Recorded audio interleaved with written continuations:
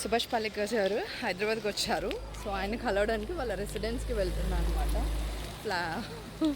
So excited.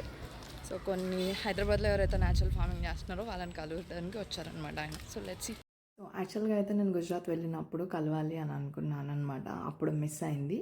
So ఆయన హైదరాబాద్ వచ్చింది స్పెసిఫిక్గా కొంతమంది పీపుల్ని కలవడానికి. అందులో నేను కూడా ఒక పర్సన్ని. సో ఆ రోజు ఈవినింగ్ అనుకోకుండా సడన్గా మీటింగ్ సెట్ అయిందనమాట. నెక్స్ట్ డే మార్నింగ్ మన సీఎం రేవంత్ రెడ్డి గారితో and at the same time film నగర్లో హబ్ క్లబ్ ఉంది కదా, అక్కడ మీటింగ్ అనేది జరిగిందనమాట. అన్ఫార్చునేట్లీ నేను అక్కడికైతే వెళ్ళలేకపోయాను.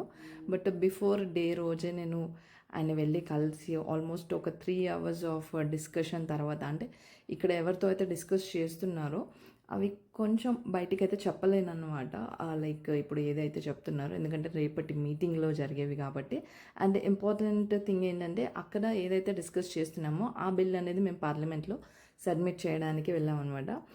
ఐ సీరియస్లీ మస్సే అనమాట. ఎందుకనంటే నేను విజయరామ్ గారిని హైదరాబాద్లో ఒకసారి కలిసాను ఇంతకుముందు, బట్ నేను ఈ ఫస్ట్ టైం సుభాష్ పాలేకర్ గారిని కలుస్తున్నాను అనమాట. సో ఈ జర్నీ స్టార్ట్ అయినప్పుడు ఎంత బ్యూటిఫుల్ పీపుల్ని కలుస్తా అని నేను ఎప్పుడు కూడా ఎక్స్పెక్ట్ చేయలేదన్నమాట. ఎందుకంటే ఒక విజన్ ఉన్న పర్సన్ ఈ ఏజ్లో, ఆల్మోస్ట్ 80+ ఏజ్లో, ఆయనకి ఆ ఇంటెన్షన్ అంటే ఇంకా నేచర్ పైన లేదు, ప్రకృతి నేను కాపాడాలి అనే ఎంతూజియాజం చూస్తుంటే చాలా బ్యూటిఫుల్గా అనిపించింది. అండ్ పక్కన విజయరామ్ గారు కూడా ఉన్నారు. సో మెల్లమెల్లగా నేను షార్ట్స్ అన్నీ అప్డేట్ చేస్తాను. అండ్ లాంగ్ ఫార్మాట్ కూడా వీడియో అనేది నేను కింద యూట్యూబ్ లింక్ ఇచ్చేస్తాను, అక్కడ చెక్ చేయండి.